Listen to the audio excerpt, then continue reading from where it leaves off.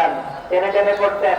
ওয়া কানা ইউকাত্তিউ আয়াতাহু, ইউকাত্তিউ আয়াতান আয়াতান, প্রত্যেক আয়াত পড়ে পড়ে তিনি থামতেন। এভাবে কোরআন পড়তে হবে। আমাদের অনেক মা বোনেরা আজকের এই চাঁপাইনবাবগঞ্জের প্রোগ্রামের অনেকগুলো মহিলা প্যান্ডেল আমি ল্যান্ডিং করার সময় দেখেছি। আমার অনেক বোনেরা ওনারা কোরআন খতম করতে যে এমন ভাবে তেলাওয়াত করেন, কোরআন তেলাওয়াতের আদব আর অবশিষ্ট থাকে না। আমরা তার দিলের সাথে তেলাওয়াত করব, যেমন কি আমি পড়ে শোনালাম। প্রতি আয়াত সাথে থামতেন, টেনে টেনে পড়তেন, তার দিলের সাথে পড়তেন, সুর করে পড়তেন। মানলাম ইয়াতাগান্না বিল কোরআন ফালাইসা মিন্না, যে সুর করে কোরআন পড়ে না সে আমার উম্মত হতে পারে। যাইনুল কোরআন বিআসওয়াতিকুম, বিষ্ণু বলেন সুর করে কোরআন পড়বা। অনেকে কোরআনের খতম তুলবার জন্য কোরআন একেবারে খতম করে দেয়, এরকম আছে না? কোরআনের খতম তোলার জন্য কোরআন দিয়ে কি করে? একেবারে খতম করে দেয় না। আপনি ধীরস্থির ভাবে পড়ে যদি খতম দিতে পারেন মাশাআল্লাহ, না পারলে যতটুকু পারেন পড়বেন, এরপর অনুবাদ করার চেষ্টা করবেন, তাফসীর করার চেষ্টা করবেন। আপনাদের জন্য এক অনন্য উপহার রয়েছে আমার পক্ষ থেকে, এক নজরে কোরআন 114 সূরা সারমর্ম সার নির্যাস আমরা নিয়ে এসেছি এখানে বাংলা ভাষায়। আমার জানা মতে খুব সম্ভবত এই প্রথম কাজ কেউ করে নাই।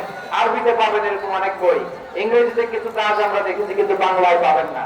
এত চমৎকার ভাবে আমরা সূরাগুলো সারমর্ম সার নির্যাস তুলে ধরার চেষ্টা করেছি। 5 পৃষ্ঠায় আপনি জেনে যাবেন এই সূরার সেন্ট্রাল থিম কি, 5 পৃষ্ঠায় জেনে যাবেন মেজর থিম কি, এই সূরায় কি কি নিয়ে আলোচনা করা হয়েছে, এই সূরা থেকে মূল লেসন কি, মূল শিক্ষা কি, সহজে আপনারা বুঝে যাবেন। সুযোগ হলে এটা সংগ্রহ করবেন। আপনারা যে কোনো ধরনের ভালো অনুবাদ আপনারা পড়বেন, তাফসীর পড়বেন। আমরা কোরআনময় করতে চাই।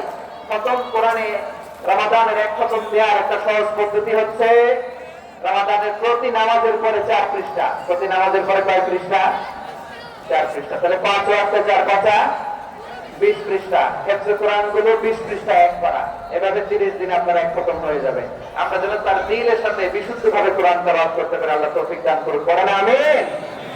2 নাম্বার করণীয়, ধীরস্থির ভাবে তারাবির সালাত গুলো যেন আমরা আদায় করি।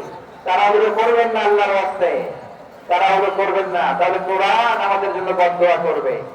তাড়াহুড়ো করবেন তারাবির নামাজে।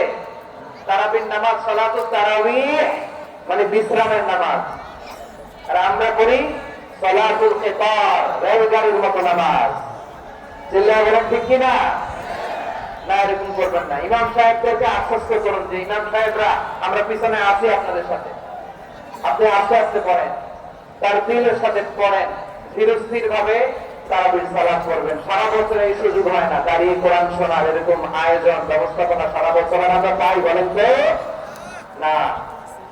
তারাবির সালাতের রাকাত বিতর্ক এড়িয়ে চলুন, রাকাত নিয়ে বিতর্ক করবেন না।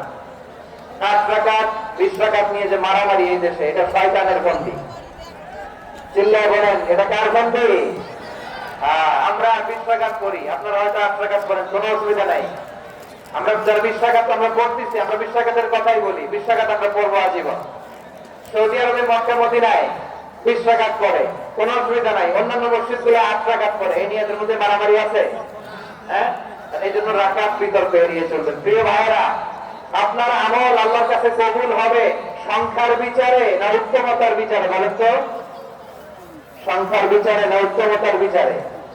উত্তমতার বিচারে। কত চমৎকার ভাবে আপনি আল্লাহর সামনে দাঁড়াতে পারছেন এটা বিবেচ্য। রুকু সেজদাগুলো সুন্দরভাবে করবেন, রুকু থেকে সোজা হয়ে দাঁড়ানো ওয়াজিব, 2 সেজদার মাঝখানে সোজা হয়ে বসা ওয়াজিব।